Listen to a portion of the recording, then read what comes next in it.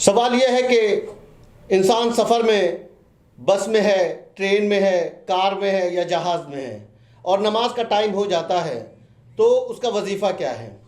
شریعت کے مطابق نماز ایک ایسی عبادت ہے جو کسی بھی حال میں ساقط نہیں ہوتی اور اسے چھوڑا نہیں جا سکتا۔ یہاں تک کہ روایتوں کے مطابق اگر انسان ڈوب رہا ہے اور اس کے حواس نماز کی طرف متوجہ ہوں تو جہاں تک ممکن ہے وہ نماز کے افعال کو انجام دے۔ لہٰذا اگر مسافر سفر میں ہے، کار میں بیٹھا ہے یا ٹرین میں بیٹھا ہے یا جہاز میں ہے، سب سے پہلے اس کا وظیفہ یہ ہے کہ نماز کے لیے وقت کا انتظار کرے کہ شرائط کے ساتھ نماز ہو سکے۔ تو اس کا شرعی وظیفہ یہ ہے کہ وہ نماز کو پورے شرائط کے ساتھ ادا کرنے کی کوشش کرے۔ اگر اسے پتا ہے کہ کچھ دیر کے بعد وہ سواری رک جائے گی، پورے شرائط کے ساتھ نماز ادا کر سکتا ہے تو وہ اول وقت ادا کرنے سے پرہیز کرے۔ لیکن اگر نماز کے قضا ہونے کا اندیشہ ہو تو اس کے لیے ضروری یہ ہے کہ سب سے پہلے تمام شرائط کی رعایت کرتے ہوئے جہاں تک ممکن ہے وہ نماز کو ادا کرے۔ اگر وہ بھی ممکن نہ ہو تو سب سے پہلے اس کے لیے ضروری ہے کہ پورے سکون و اطمینان کے ساتھ تکبیرۃ الاحرام کہے،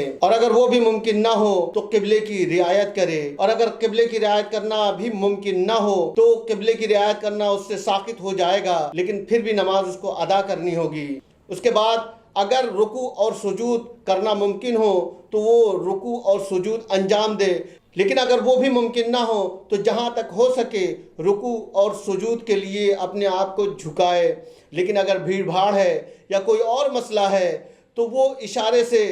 رکوع کر سکتا ہے اور سجدہ کر سکتا ہے اور اس کی نماز ادا ہو جائے گی اور اس کی قضا کرنے کی کوئی ضرورت نہیں ہے۔ کل کہنے کا مطلب یہ ہے کہ انسان جس حال میں بھی ہے اس حال میں اس پہ نماز ادا کرنا واجب ہے، خواہ وہ رکوع اور سجود کر سکے یا نہ کر سکے، قبلے کی رعایت ہو سکے یا نہ ہو سکے،